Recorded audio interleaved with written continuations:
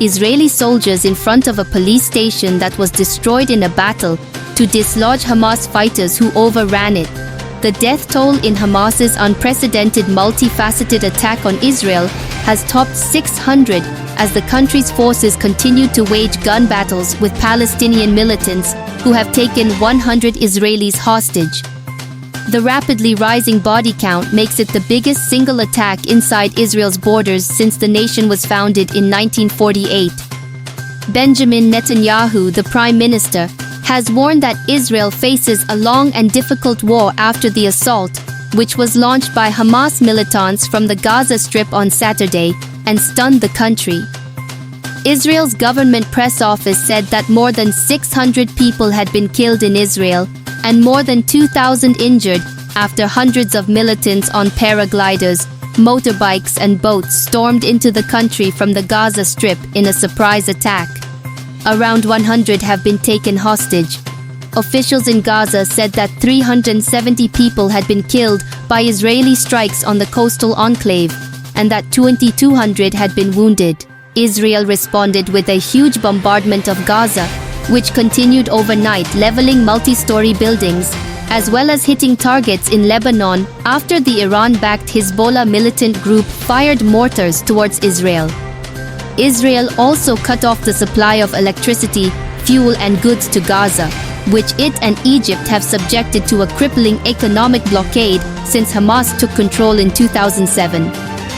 Speaking after a meeting of the Israeli Security Cabinet on Sunday, Netanyahu said Israeli forces had destroyed the vast majority of the enemy forces that infiltrated our territory, and that it had now begun the offensive phase.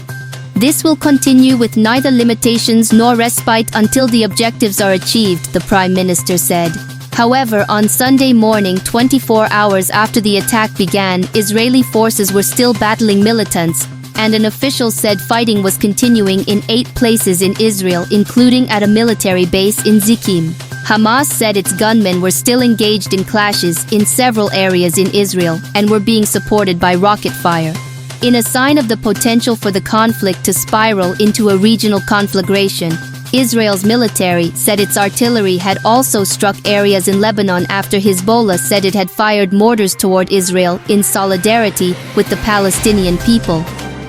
Richard Hecht, a spokesperson for Israel's armed forces, said the military was looking into the incident but that it had not been an all-out attack from Lebanon, and urged Hezbollah, which has a strong presence in southern Lebanon, not to enter the fighting.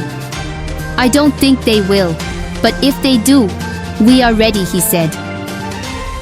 Saturday's attack, which was launched on the Jewish holiday of Simchat Torah and caught Israel's military off guard, poses a serious challenge for Netanyahu's far-right government, which came to power last year with hardliners in important posts pledging to bolster security.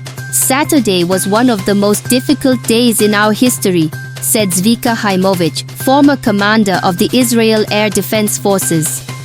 "There is no question this was well planned for many weeks, if not more, and well coordinated between the terrorist organizations in Gaza, and in my assumption not only in Gaza.